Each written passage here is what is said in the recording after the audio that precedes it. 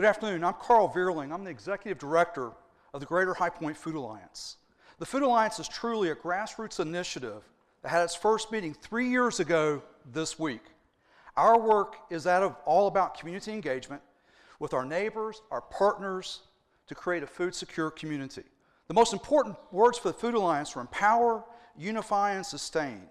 We want to help improve the effectiveness of all entities in Greater High Point that are working on to alleviate hunger by creating citywide and neighborhood initiatives through community engagement.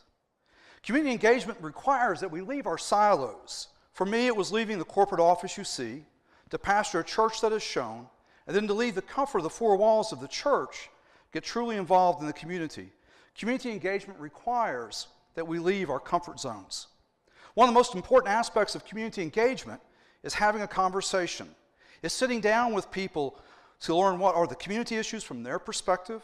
Before the Food Alliance ever began, I started spending time with people, asking them, what do you think are the biggest issues for our community? Beginning to understand what people really thought were going on.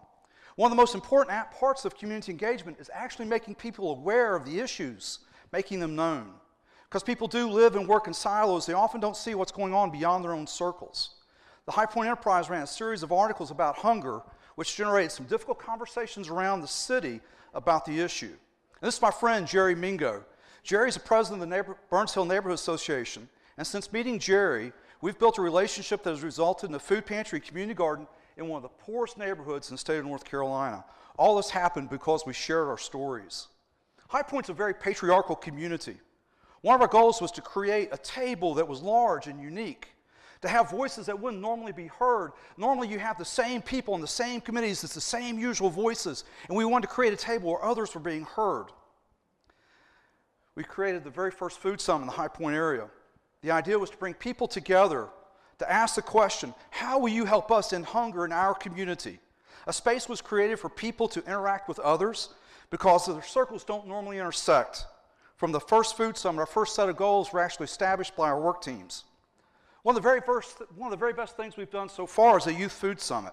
We had 140 kids come together to learn about their issues around hunger, and most importantly, to ask them what they would do to help us solve this problem. Over 14 different agencies came together to put on this event. The event was a huge success because the kids wanted to know when we were going to do this again. Not once did one agency promote themselves over others. Everyone worked together for the benefit of the children. We spent time building relationships with city and county staff members. Today we have representatives from both the city and county on our executive team. This has resulted in increased awareness of the resources, a better understanding of government processes, and public policy change. We've been able to engage elected officials by showing the financial impact of food insecurity to our community and the positive financial outcomes that we're having through various projects and collaborations.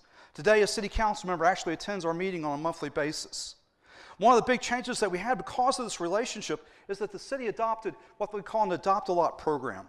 Today, nonprofits can adopt vacant city property for community and enterprise gardens. From the ground up, produced its first crop of hops this year, sold at a local brewery. It was the best beer you ever had.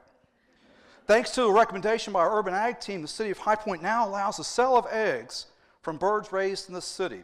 This is another way of creating some income for our neighbors. For the first time, it's actually legal to slaughter your own birds for personal consumption. It's also been a way of getting in-kind grants. Just recently, the City Council approved a recommendation that they will provide compost and engineered soil to community gardens to lessen the cost to the gardens. A citizen advisory committee will decide which community gardens receive what, and also other in-kind services. This summer, the City Council approved a resolution to support community gardens. This year alone, 7 community gardens that were not placed 3 years ago produced over $115,000 in produce, which is $115,000 of disposable income that was created. We've worked closely with High Point University, and they've been very actively involved in creating a food-secure community. Today we have 4 AmeriCorps Vistas that HPU supports for us, working with us to work on that one issue. Faculty, staff, and students have been working with us on a number of projects. Doing back-of-the-envelope math based on a national food study, food insecurity costs our community $75 million in additional healthcare costs.